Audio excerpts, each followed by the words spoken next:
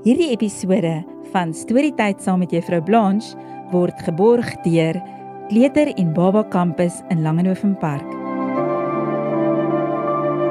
Hallo mooietjies, dis lekker om weer terug te wees hier in julle slaapkamer of sitkamer of dalk in die kombuis waar almal saam sit en luister na Storytyd saam met Juffrou Blanche.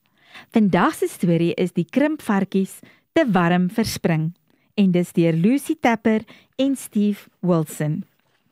Casper en Carla is beste maats. Daar is soveel dinge wat hulle saam doen. Hulle hou daarvan om mooi patrone met die herfsblare te maak.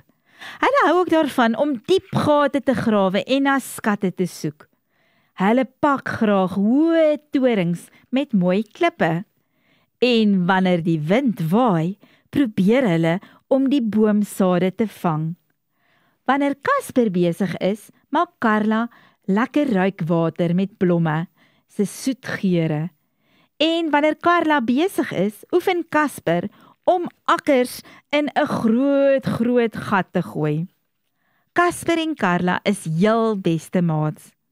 Dit is 'n warm dag en hulle speel een van hulle gunsteling speletjies. Hulle spring saam met die springkaan, maar dis te warm. Dis koeler in die koelte, maar daar is nie plek om te spring nie. Hoe kan hulle spring sonder om te warm te kry? Hulle probeer hyg soos 'n jakkals, maar dit maak hulle te dors. Hulle duik soos padda in die water, maar ag nee, dit spat te veel. Hulle soek skuiling onder klippe soos goggas, maar o wee, die klippe is te swaar en dit werk ook nie. Hulle probeer selfs om hulle self vol modder te smeer, soos 'n wurm, maar dis te glibberig en dan kan hulle nie spring nie.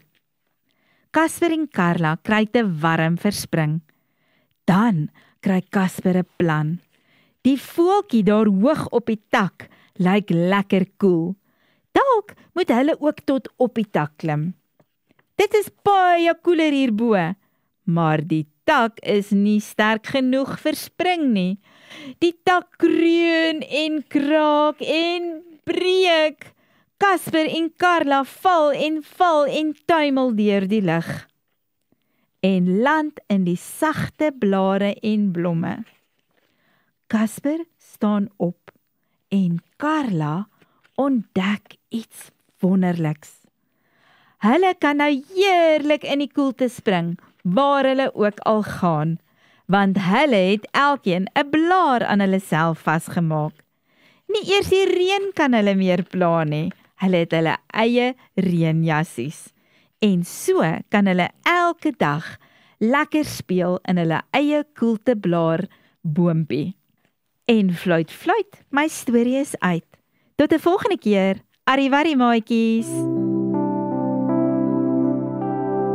Hierdie Storytyd saam met Juffrou Blanche was geborg deur Kleuter en Baba Campus in Langenhoven Park.